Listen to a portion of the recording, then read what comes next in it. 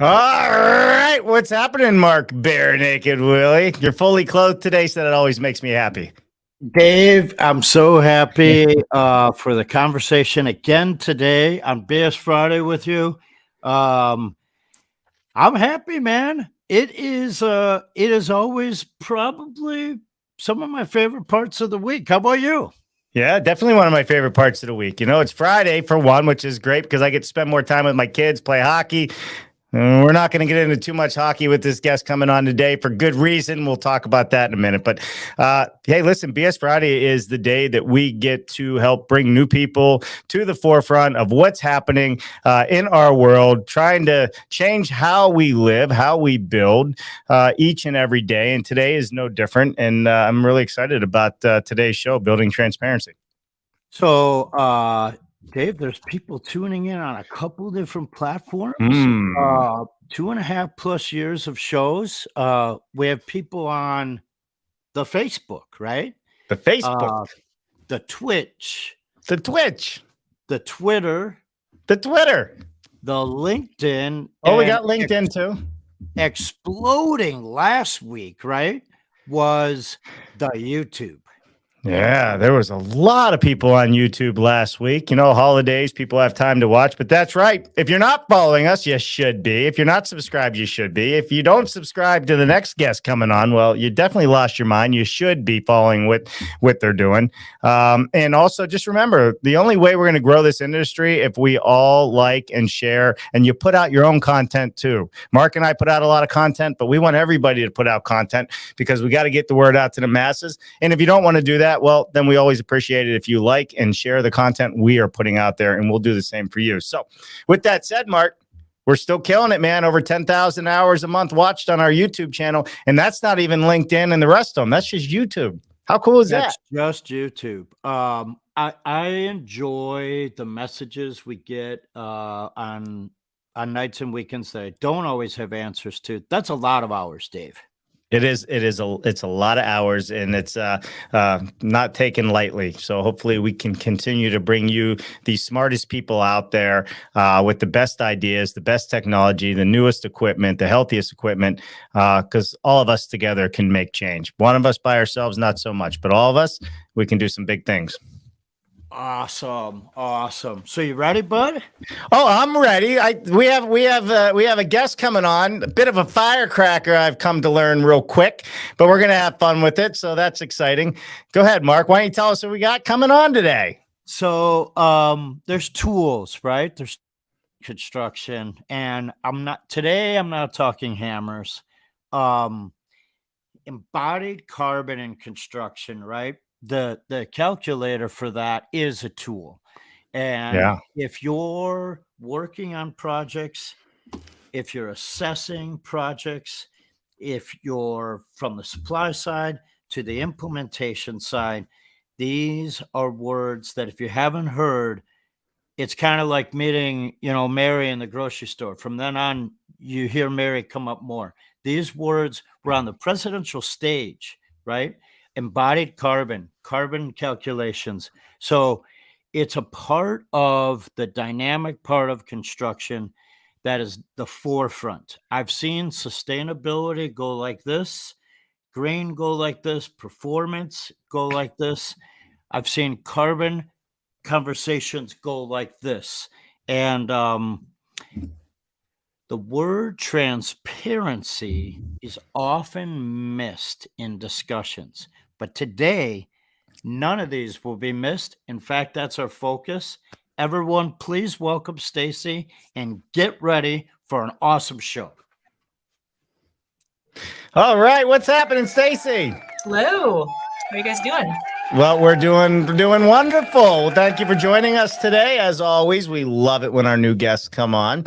And we also love an initial question we give all of them. And it sounds like you have quite a story that you're going to share with us based on the pre-show conversation. So with that said, Stacy, we want to know everything about you from the moment you were born to this very moment in time. Do not leave out any of the good stuff from the hospital, or we will have one of your family members on. And it'll get quite embarrassing because I have a feeling Diane Willie, Mark's mom's in the audience, and she loves to hear all the good, juicy stuff. But You only got 2 minutes to do it. The floor is yours. Go for it. Okay. Well, I have a song. I play in a band and I write music. And the first line of the song is, I'm a sperm donor baby. I started in a Dixie cup, which is true. So that's the beginning of the story. My mom used a sperm donor from a fertility clinic in 1979 before it was something that was on many people's radar.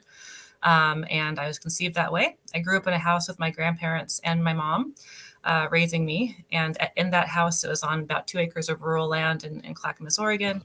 My grandpa sold the land when I was 8, and it turned into a subdivision. And at that moment, I told my mom I was going to grow up and build things that didn't destroy nature. So everything that I've done since I was 8 has been trying to meet that goal. I started in architecture thinking I could design green buildings at scale that was necessary, moved to construction because I saw an impact there where I could really impact more buildings at once.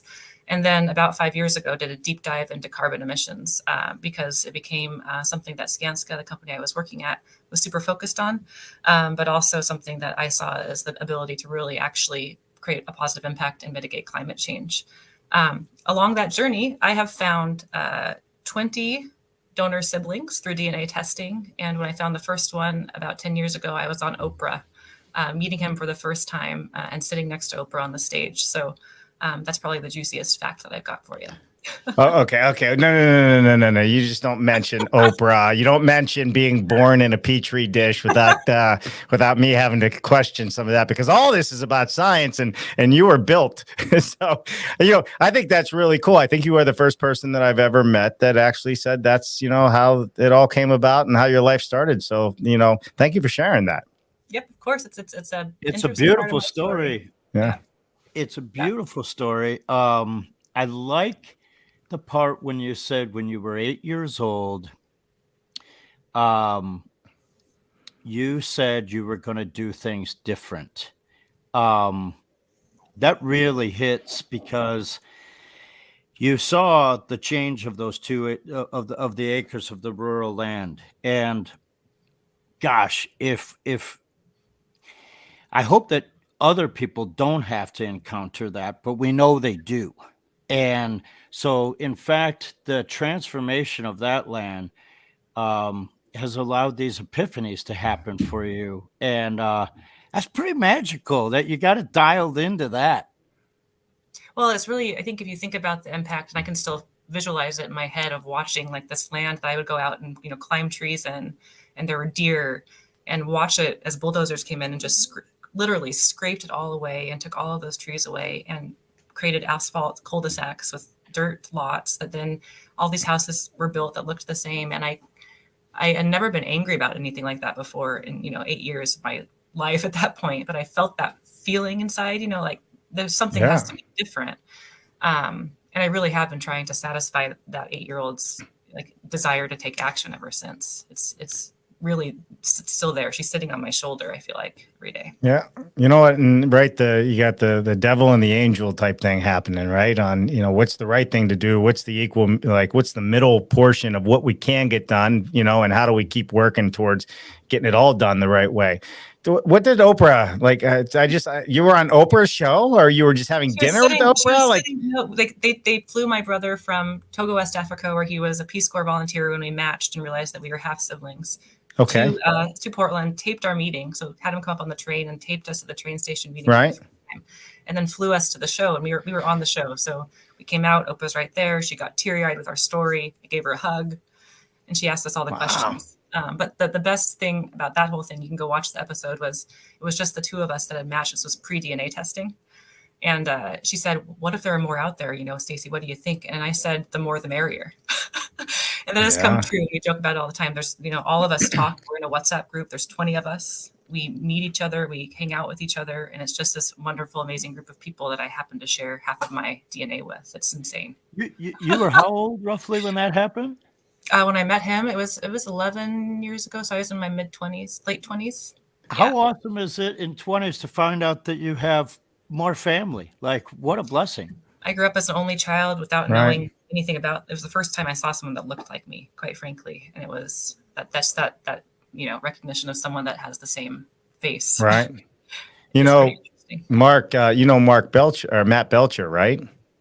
Yeah. Matt did a DNA test recently, and he was an adopted child. He found 4 of his siblings all living within 10 minutes of him. And now, like, he has this whole big family he didn't have, and he's our age. So I love that story, and I think that this goes to show that science can be used for really good stuff too. Absolutely. Right. And I think we're going to get into the science of embodied carbon. But Jen did put in the private chat, at a young age. Did you have a chance to ask Oprah what she thought about, carbon emissions? I didn't. I should have done that. That would have been an amazing way to drop a big bomb in the middle of the show. Yes, Oprah. Right. Oprah, we're going to talk about carbon. What do you think? Yeah, so I got a brother. Let's talk about the real problem here. Yeah, I could see you, Stacy, with how quick you are. You'd be like, "You think you're crying now, gal? Wait till you hear this story." Well, I didn't know then what I now know about embodied carbon, so sure. I had to learn myself. I could do that now, very, very eloquently, probably. That's fun. So, you should send a message to her team and say, well, this is what we're doing now. Not only did I find my brother, we're using science to fight embodied carbon. She might have you back on the show. I like it. I'm going to do it. I will do that now. You used a calculator to find out you have another 18, and used a different calculator to find out we have a carbon disaster going on. It's true. With some good news happening. Yeah. All right. We got some good news as well that you started when we were behind the scenes. There's some real adoption coming on with the carbon. Do you want to just jump right into it, Stacy? Yeah, I mean, so I started my journey to really understand this because my company, Skanska, had set 0 carbon targets about 5-6 years ago now. And I had to figure out how to actually account for those. So it's for me, digging into it at that moment, there were not a lot of people looking at it just a handful of years ago when I was trying to find resources and education and the tools that I needed to do that work. So, I think since then, I could talk more about the tool that we developed and how it's being used, but I have just seen the steady increase in knowledge and education and words and references and policies happen. And now that it's hockey sticking right this moment. There's the hockey reference, but we are approaching the hockey stick, and now with the tool that we're developing and the data that we have, we can actually track that hockey stick and prove it and show it, which is really exciting. It is exciting. And Mark, you know what? I got a short video from the website that I think we should play, because I found a video that actually even I understood what the difference is between embodied carbon, right? And I think it would be a very good thing. And it has Tony Stark in it. Oh, yes. This is the Iron Man video. Yep. It has Tony Stark in it. Swear to God. And you know what? Guess who is the Jen, correct me. It's not the DOD. It's is it NREL? Tony Stark now works with NREL to help be a public figure to fight.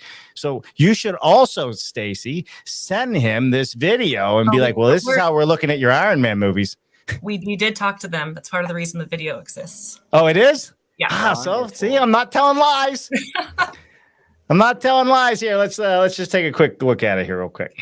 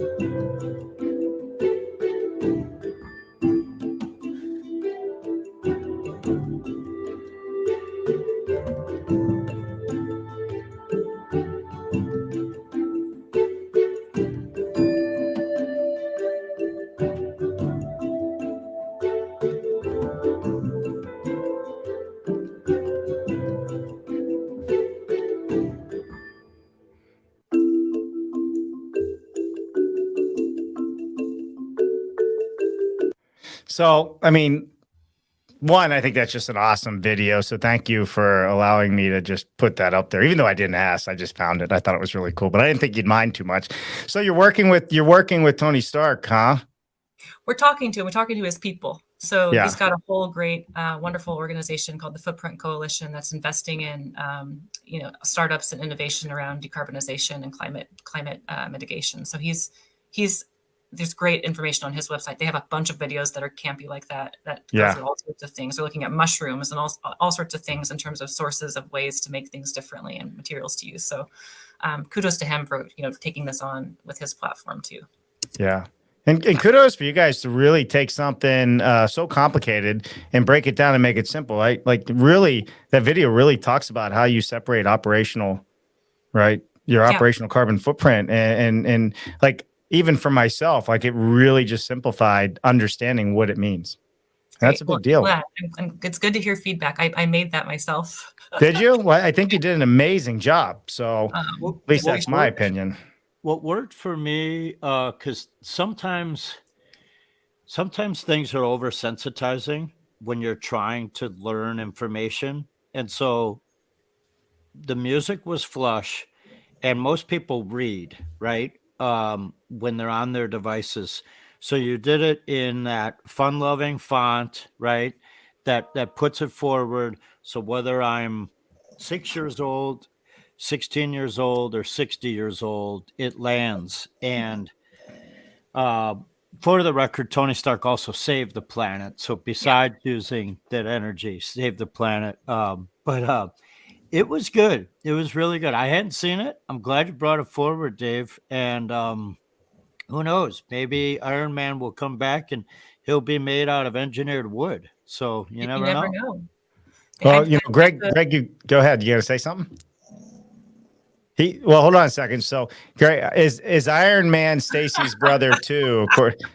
I don't know if he's in the right age reference because our donor donated for 4 years in college, so I don't know if he's within 4 years of age of me. That would be my first way to deduce whether it's a possibility.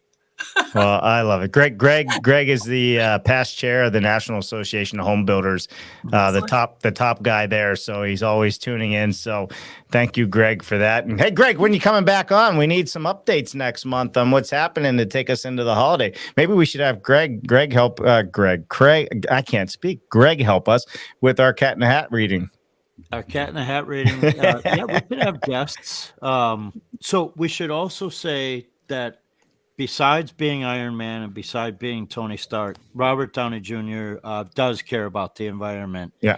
And, long-time actor in the arts. And it's great when people can use their stardom to reach people of all age brackets, because it's very difficult to take subjects that are, let's say, globally not always easy to handle, but bring it to the masses. It's not easy to take subjects and bring it to the masses. It works, and I think you emulated it on a microcosmos really well with that video. Robert, if you're out there, you're being represented really well today. Nobody hears that. That's great. I have to say one thing. We're live. Go ahead. I have a pug that is snoring over here. So if you're hearing strange noises through my audio feed, I'll leave it on. That's funny. We'll record it. We don't have a pug sound effect, but that would be fun to have. He actually has his own Instagram meme site that's all climate related memes through the lens of our pug Chuck. So Oh my gosh! and given how social media works, Stacy, is his Instagram page doing better than the DOE's? Not yet. More people need to know about it, but yeah, they really haven't pushed it out there in the way that they should yet. It's funny. We found out just because we do a lot with Denrell and others that are working on this, and that's how we heard about it. And we happen to be working with his brander for all of his Hollywood movies on some stuff. So, nice. which has been nice. But I don't even think he knew. I think we told him. So that's what I mean.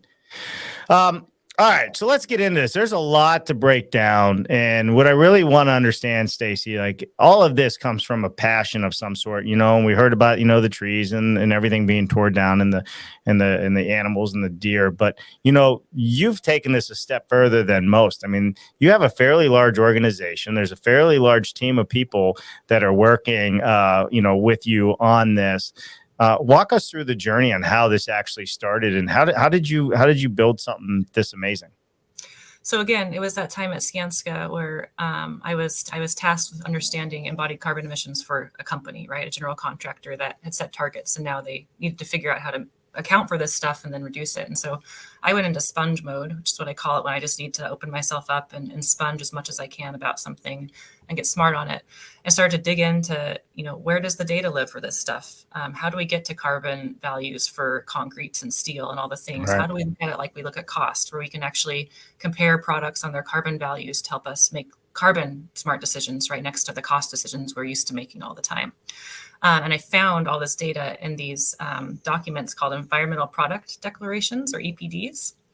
And what they are, or what they have been, are PDF documents that are published on websites, manufacturer websites, wherever they are going to be kind of consumed as PDFs that are transparency documents. They're verified. They have all of the data in them around the carbon intensity values, the inputs of all the ingredients, all the stuff.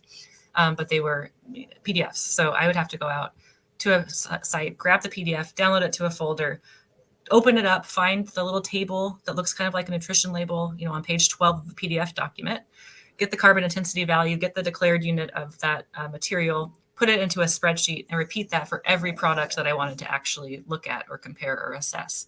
And that's not scalable. So I started thinking, if I could get to this information more quickly, how would I want to have that information digitized? How would I put it into a database? What would the user interface look like so Stacy could access the data the way I wanted to?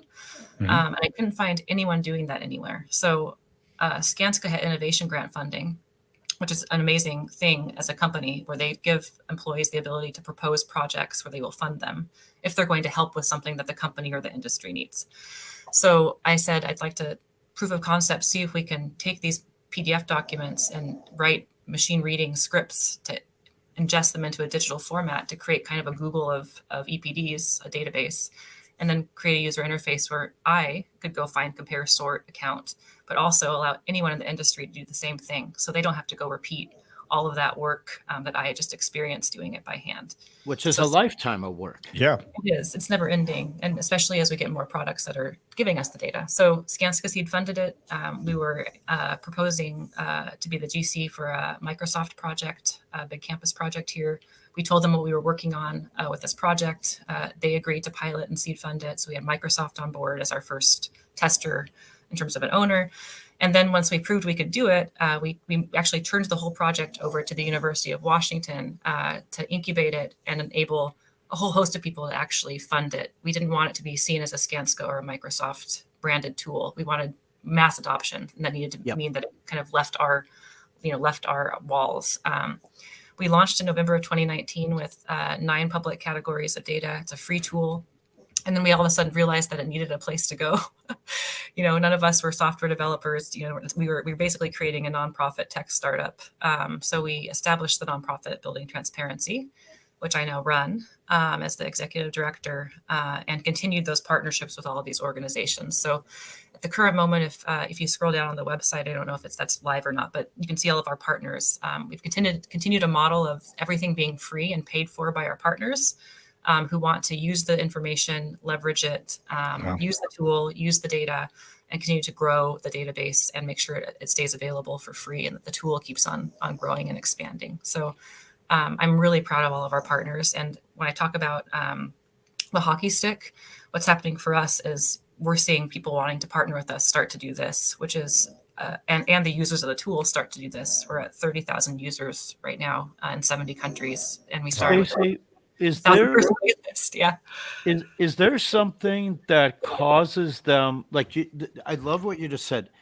You have them want to use, they want to use it. They say that. What is it that is making them decide to want to use it? I don't know what that is. Do you know what that is? I have an idea. I think it's a number of things. First, it's timing. So we provided this solution, and we are continuing to grow the solution right at the time when people are understanding embodied carbon. I used to have to explain what it meant to every single person I talked to, and now if you look at the trends of where it's popping up, it's everywhere. There's no longer there is still some need for that, but a lot more people understand embodied carbon and are trying to figure out what to do about it now that they understand it's a thing, that it's a problem, that it's urgently needed to be solved. So we hit the timing just right in terms of having something that's freely available to help solve that problem. And I think the second part of it is just the transparency part. It is in our name. The ability for us to provide this data that's verified freely and openly and transparently in terms of where it's coming from, the quality of it, all the things that we do when we display it for ingestion by anyone who wants to use it. There's a trust there that it's a verified source. Like we want to try to become the industry standard for the data of where you can find it and where you can use it. So. How willing were the companies to give you that information and the data? Jen put it in the comments, was a question of hers. Like, there was the information and the accuracy of the information they provided. So how, one, were they when you were asking for this data? And then two, how accurate was the data when they were providing it? Yeah. So when we first did this, we were tackling the first few material categories like concrete, for instance. There were some suppliers that had already started engaging in this disclosure just as a transparency mechanism to check a box to a client where they're saying, we want to know that you're actually telling us what your impacts are. So we had a small subset that had already done that. There was a lead credit, which is one of the rating systems we use a lot, that said, if you just have EPDs, you get a point if you have them for your products. So when we started engaging those suppliers to tell them, we have owners and contractors that are going to start requiring these things, not just from a transparency perspective, but as a part of the competition to actually win the project. With concretes, what I did is sat down with those manufacturers, suppliers in their offices and said, this is why. What do you think? Are there abilities for you to optimize and lower the carbon emissions of your products? Would that be something you would do? And they all said yes. If you ask us to, we can definitely reduce the carbon emissions of our mixes for concretes. If you ask us to, we will continue to provide this information. You're giving us the market signal that we need to actually go and invest in this disclosure. Right. So, the increase of EPDs has also gone like this. For concretes, it's gone like that because people are asking. And at the end of the day, I think the climate crisis is also becoming more obvious. And so these companies are trying to figure out how they can do what they need to do to mitigate their emissions and be part of the solution, not the problem. Well, the research and the background folks in that industry have always worked for what's the best we can deliver because they're responsible for structure, right? So that's already there. But then they've had the impact of society's push of saying, well, this has a higher embodied carbon, and now we're on a list of people pushing us. So you're right, the market is wanting it at the same time. I like what you said before of the trust that's been established as well. And the fact that at the time when this is considered a big problem for the market, for the industry, is the perfect timing that you have that solution. And so often we have solutions and problems not converging. And so this has allowed that to happen. And now you're seeing it to this. It's, boy, you could design that for generations and it might never happen. But the tech companies, Dave, I saw your eyes peel the screen as I went through there. The tech companies wanting this. And then because it's, I don't know, in a way, a little bit open, right? Not a little bit, it's definitely open, right? Now you see their skill set of what they can offer is being contributed, right? Because to them, data is everything, right? All of these companies survive off of data and are structured that way. Brilliant. Yeah, yeah, very much so. The one thing I would say is, I know there's a lot going on in the private sector with our partners, but the fact that we had this kind of as again, like you said, a solution that's at the same time as the need for it, the problem.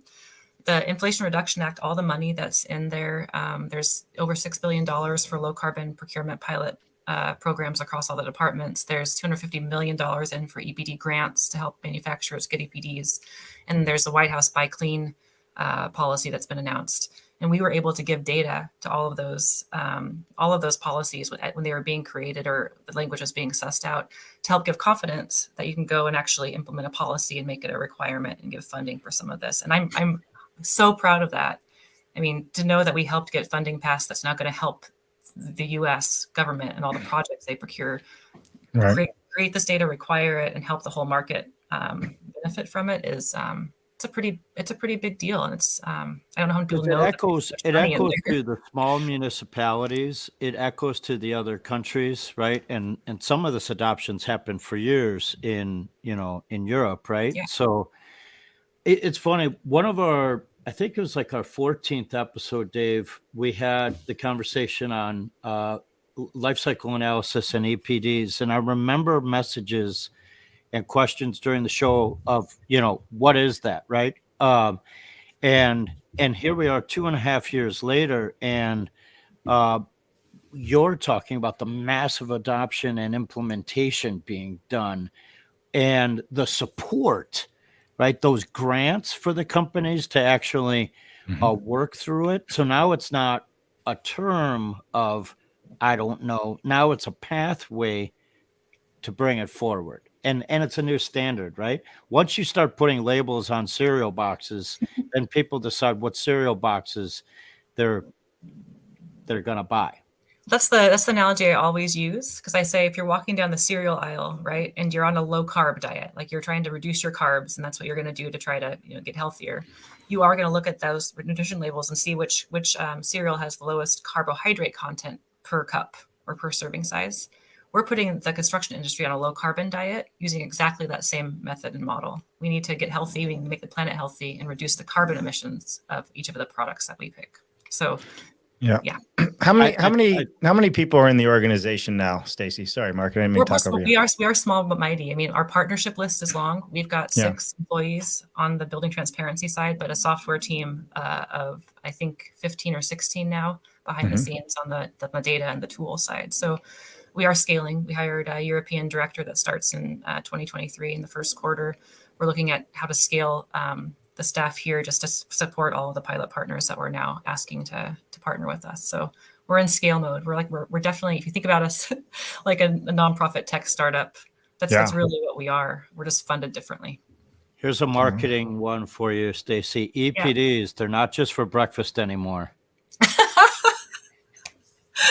I love it. I'll build it into my analogy slide deck where I have all this stuff. So here's it. You want me to get this one, Dave? Yeah, go for it.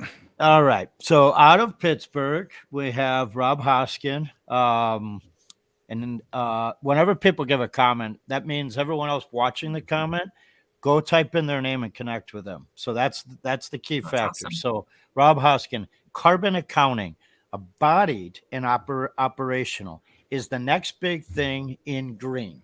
Huge exclamation mark. Agreed. So now that we can make zero energy buildings became clear to me at FIASCON in Chicago. There you go. Community is all a big topic. Rob is 100% right. Here we're at a Passive House conference, and the number one conversation was the operational use and the embodied use by everyone from manufacturer to consultant to architect. That was the conversation of the 650 combined professionals. Yep, it's the time is now. It's part of the language now. We just need to act on it. Yeah. So, but Buzz Holowitzer, who is no stranger to the show, if we eliminate all the CO2, what happens to the plants? He's asking for a friend. I love this because this gets into another thing that I think is super important, which is climate change literacy and how we all understand how this all works. So there's a book I'm posting on LinkedIn about it every day. I'm doing every single part of the book, an excerpt from it to pull out the key points, called The Climate Book by Greta Thunberg, where she's not written the whole thing. She's aggregated over 80 essays from all of the experts across all the different capacities of climate science that need to actually be part of the book. And I read this chapter on the carbon balance very recently, the essay on this. So the planet has a very little distinct bar of how much carbon we put out and consume back through natural cycles. And that's been consistent for a very long time. And so there is CO2 that's emitted through decomposition, all the different things that happen in the natural environment that's kept us right there.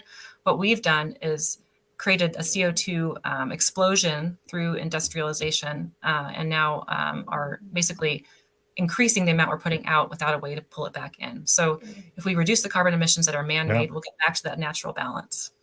That's what we're trying to do. We won't take away the natural balance. We just need to let the earth do what it's supposed to do and breathe the way it's supposed to, and reduce the emissions that we put into the atmosphere ourselves. That's a great question, Rob. Thank you so much, Buzz. I do appreciate it. I'm reading something else. For some reason, the Facebook comments aren't coming through, Mark. So I want to read. Wade Atterbury's out there. Wade is big in the hemp world. He says, I'm already building Beyond Zero currently using hemp products. He said, what's better, earth screws or cement piers for tiny homes? That's a good question. I don't know what earth screws are, so I'm not going to say that I can answer that. It's just a screw piling. So the ground support the structure, depending on the size of the structure, and technically it can be removed and relocated again. Is it made out of steel? Sometimes, yes. Predominantly. Okay, so typically if you're looking at steel versus concrete, the other option is a concrete pier. Probably at that quantity, the steel is going to be a better option based on the impact of the cement and the concrete pier, especially if you can reuse it, because then you're not building it new every time. Although the concrete piers, I think, can also be reused. Oftentimes they can, yeah. And I would say for his particular conversation, because he said tiny house, I believe since we know there's climatic changes, right? The Midwest will be Dallas in 30 some years or so for climate zone. I believe don't always look at a permanent foundation, even though screw piling is not. Why not a chassis? The funny thing is we pick apart manufactured housing for that component of manufactured housing when we needed the boom to put people in structures. However, modern manufactured housing will allow for an envelope that doesn't require a lot of energy to be transported with something that we all know and love, the wheel, right? So the wheel will be a big part of that. I don't know the guy who gave the comment, but that was the same guy that's in hemp, right? So clearly he's of sequestered mindset and sustainable sourcing. So I applaud that question. And there's an ASTM committee right now that is working to that be an international standard. I would also say what I would suggest is you go talk to the manufacturers of those piers and those different options and ask them to get EPDs, because then you'd be able to actually calculate which one's better. Yeah. So get it into EC3 and do that for you. Yeah. Use the data of those EPDs. If they don't have the EPDs, now you know the program where they could get them and incorporate that life cycle analysis. And perhaps you will design your building differently. And perhaps you might even insulate that footing. That's right. That's right. Sorry, your comments aren't showing up in the in the stream here for whatever reason, Wade, but I can definitely see it because I'm watching it on Facebook as well. Here's a really good question from behind the scenes. Jennifer's brain must be working hard.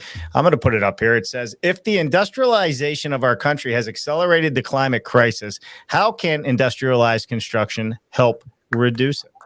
That is a great question. I like the way it's framed too. So what we're trying to do right now is actually decarbonize the industrial process. So that's how we're going to help solve it. It's actually showing that we can take things like cement production, steel production, etc., and do that work, still create the product in a way that is lower carbon at first, and at the end of the day, eventually carbon neutral or carbon negative in some cases. So there's work being done on that right now. I mean, I'm excited to see all of the investments going into it. Some examples are things, the kind of mitigation step where a cement plant is investing in actually capturing all the CO2 off of the kiln, transporting it into piles where it's going to be stored underground as a liquid. So that's one way just to reduce, right, without changing the actual technology. There's others that are looking at cement alternatives where they're using lime instead of limestone, different ways of creating the cement and the ingredients in the cement that actually become a carbon sink. So can we go to a carbon negative cement? So again, Right. we're gonna decarbonize industrial processes. We're always going to need them. That's great. And we had another guest on in the steel industry, Tata Steel, which is the largest steel provider in the world, or one of them. They have a whole lab, and I mean, there's a whole lot of money they're putting into just this exact topic, which is great. You probably should be talking to them. Yeah, I think if you have a connection there, that would be great. We haven't talked directly to Tata yet. We've talked to some others. Yeah. We don't just have a connection. We have the connection. That's what we love. Yeah, the connection. Love it. So, all right. That was an awesome question. All right. So let's get back. Oh, look at this. We got Sandra Lee Lester joining us. She says she started off with, I'm fried today, or fried, burnt out. We put PH in front of everything just for passive house, right? And then that just means I got to sit there and explain it every time somebody does it for all the new people joining us. But that's the fun insider joke that everybody loves to have. Sandra, thanks for joining us today. She is in the passive house world, which is awesome.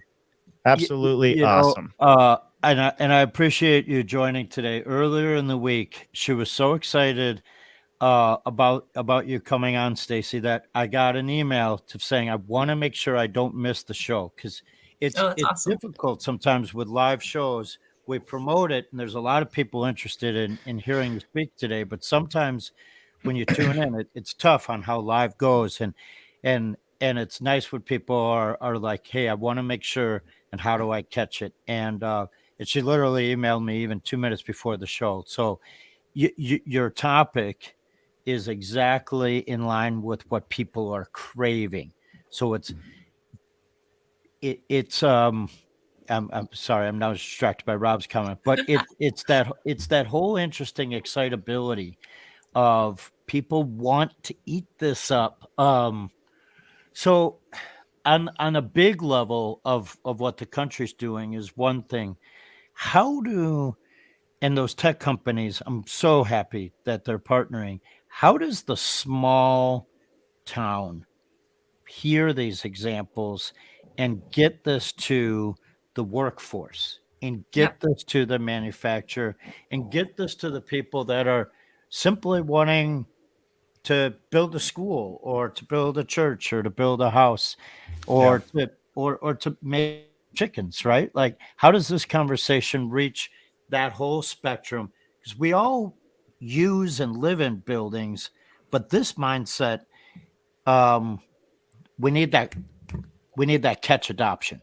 We do. And so I think the one good thing we have going for us is that, I'm sitting in my downstairs, dark basement office, and I'm looking at my wall made of gypsum board. It's the same gypsum board that you would use in a huge office building on the wall. There's framing under this wall. It's wood for my house. It might be steel for an office building. The products that we're using stay consistent, or at least are relatable between building types. And the data, once it's created for these products, is the same whether you're using this gypsum board in my house or in that office building. So the data problem and the type of data, I think we've solved. It's just how we get someone to look at their gypsum wallboard and see carbon emissions coming out of it, because it's hidden. Right. And my son, who's 11, he was 9, maybe 8.5 when we launched EC3. And I made him demo it as a little kid to see if he could use it. He said, "Mom, we just need to be able to scan the wall and have the CO2 content in our face. Like, people need to be able to in real time access this information." And that was his idea as an 8-year-old. So it's an education process. People need to understand that this costs money, but it also spent carbon to make this wall that you're looking at, and have that. It's a full circle conversation about how the mind of an 8-year-old transforms the world. Beautiful. Yeah. We need to hang out with more 8-year-olds, I guess, Mark. The other thing, speaking of children in this space, if we can just make a plug, there's a Girl Scout troop in Wisconsin that created a video on embodied carbon emissions of construction of concrete. Yeah. And they lobbied to their legislature in Wisconsin. We brought them to Greenbuild conference with us. They were the stars of Greenbuild, and they can explain it so much better than I can, even because they're explaining it in a way that everyone can understand. The Yeah. videos are amazing. Just Google Girl Scout embodied carbon. You'll see the videos, and share those as Awesome. broadly as you can. Yeah. We should have them on the show, Mark. You should. Oh my gosh. You said that Bring they 'em on. were the star of Greenbuild. Those are the words. I mean, they literally won the show. Our booth won all the awards at Greenbuild, and I 100% believe it was because we had the Girl Scouts at our booth. Oh, yes. No kidding. Awesome. And they have those great Thin Mint cookies. They do have the cookies. They brought concrete cookies with them with their little QR codes on the back. Yeah. What? Yeah. Really? Yeah. Oh my gosh, Yeah, you're they're full of amazing. Greenbuild? surprises today. Yeah.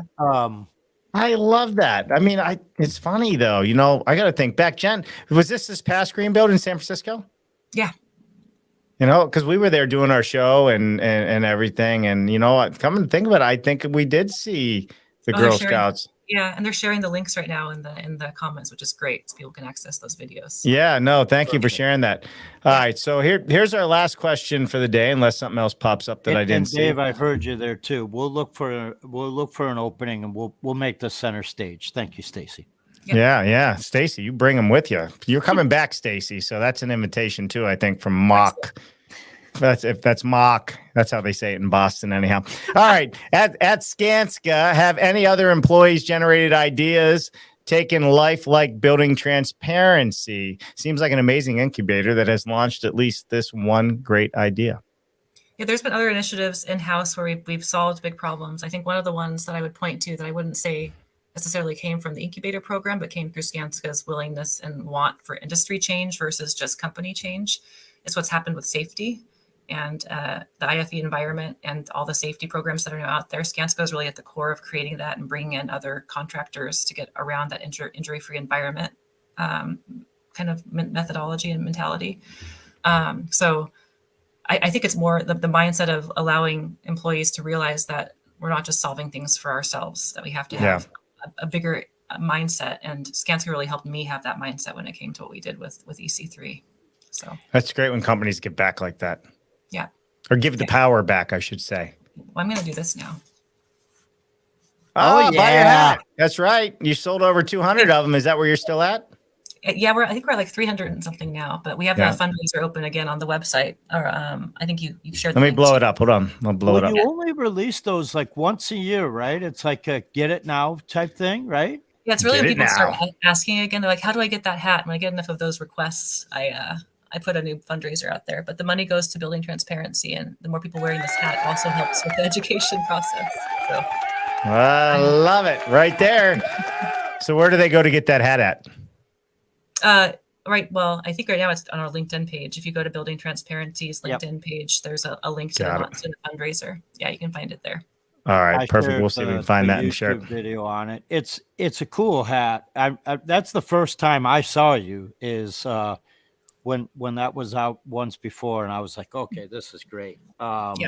When you get people to ask a question and then care for the answer and then move that the industry changes, this is so amazing. I think a lot of credit does need to go towards those early volunteer type programs that had the massive amount of spreadsheets like LEAD and everything you had to do. We got used to checklists because before we put stuff up and we checked a box that it was done. And now we're checking a box that, yes, we can use this, that, yes, this is going to benefit not only the people in the building, but for the longest time possible, it's going to also benefit the community and our planet. Absolutely. 100%. I love it. Stacy, this has been amazing. Thank you for joining us today. Honestly, awesome. You're welcome. I appreciate it. It's been fun. I like this live thing. Keep it going, guys. Yeah, and if you're watching on Facebook and maybe some other channels there, I don't have all of them in front of me. I don't have a big enough screen. If we're not putting your comment up there, it's probably because I'm not seeing it. So we will get back to you after the show, but that's just the way it goes. Andrew says the studio looks good. Always a big fan favorite here, Andrew Seeley from G-Pod America.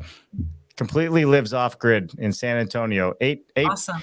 is it 8 or 9 now? I don't know. He keeps growing, but all of his properties on his land, everything is off grid completely, to include water. When the gentleman commented before about the screw pilings and concrete piers, interesting thing in reference to what Andrew did there, Stacy, is it's an elevated building, right? Yep. And so that by design, it's light impact, then so that the animals and the watershed can keep happening under the building. And light impact has been a great word that turns people's heads. You know how you could, like earlier you mentioned, this is my wall, and it could be wood or it could be metal, and it'll always be gypsum. And you were showing the commonalities, and gypsum and wallboard is just something people hear and they don't really follow up on. Maybe they'll think of a paint color, but when you use other words like light impact, then they start to process, oh, are we commonly doing worse than light impact? Are we doing heavy impact? And these are these trigger words. I don't know if trigger is the right word, but something's happening that generate responses. Correct. Yeah. You gotta use the right words. Yeah. I mean, people are salivating over it. So EPDs, they're not just for breakfast anymore. They're not. All right, we're going to end this with one last comment. I can't put it up from Wade because Wade is asking some great questions today. He said he is heading to the big challenge to pitch the Tremco CEOs as a finalist on Wednesday. So, oh, awesome. I am not familiar with that, but I'm assuming you guys may be. So that is awesome, Wade. Wade's big. He loves his hemp. He's building all these great buildings out of hemp. He's got his own processing facility he's working on. So all kinds of good stuff. Yeah, Tremco is doing a thing right now where a bunch of people entered, and then they give you a certain amount of seed money and support to help grow it. Right. A lot of companies, I believe, will continue to do that because the force of construction is about community. And so get on board with that. Even if it's not in your sector, share it, because someone you know is definitely going to benefit. And hey, Wade, I would say if you're creating products out of hemp and you can't get an EPD yet because you're not up and running, we're working on predictive EPDs where you could at least show how you compare to something else. So please ping me if we haven't talked already. Pre-EPDs, predictive EPDs. Yeah. There you have it, Wade. Remember us little guys out here as you guys change the world, just remember us. Stacy, that will help funding.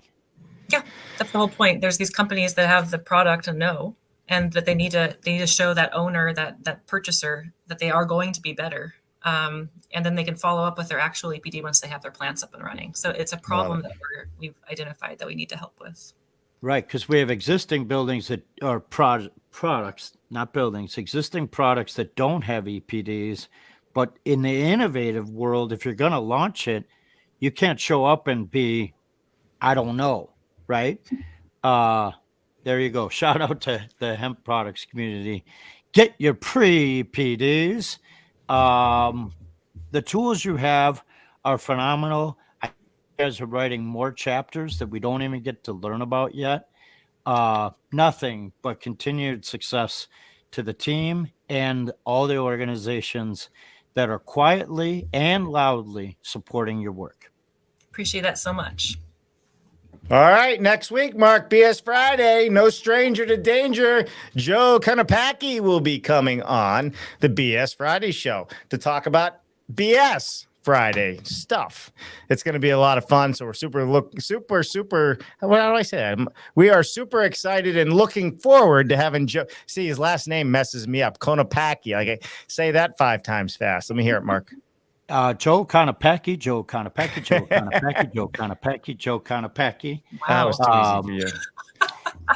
And I've known Joe for 15 years. No stranger to the show. Stacy, we will send a message, and we'll find a way to have that wonderful group come on and share their video work. That was the highlight of Green Build, and wishing you a great wrap up, you and your team, to all the hard work this year, and that you meet all your goals and more next year.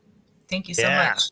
Yep. Love it. Love it. Love it. All right. So that's a wrap, everybody. Make sure you join us for sure next week. Connor Dillon in the house. What's up, Connor? Youngest certified passive house guru out there. Stacy, you're amazing. Awesome work. It's always impressive. It's always impressive to see somebody take something from an idea to what you have built it into. When those big names that you have on there as lead sponsors and pilot sponsors and all that, that's awesome. So, all right, everybody, that's the kind of people we have on this show. We have only the best, the brightest, and the smartest, and Stacy seemed to fit every one of those categories. Mark and I are trying to catch up still, and he clearly wants to say something, so I'm going to shut up. I got one thing. You heard today the 8-year-old Stacy, and I believe your 8-year-old son, right? So look at that, folks. When you're hanging out with your kids, your neighbors' kids, your community's kids, when they have that light shining in them, support it, because those 8-year-olds become our 80-year-olds, and our 80-year-olds support our 8-year-olds. It's beautiful. Thank you. I don't even know if I should say anything after that. How about we'll just say, that's a wrap, everybody. Stacy, don't go anywhere. We'll come back to you after the outro to recap everything behind the scenes. Mark, amazing as always. And everybody else out there, have an awesome weekend. Go out, hang out with your family. Enjoy the weekend. We have a hockey weekend. We'll catch up with everybody later. Stacy, don't go anywhere. Thanks, everyone. Bye now.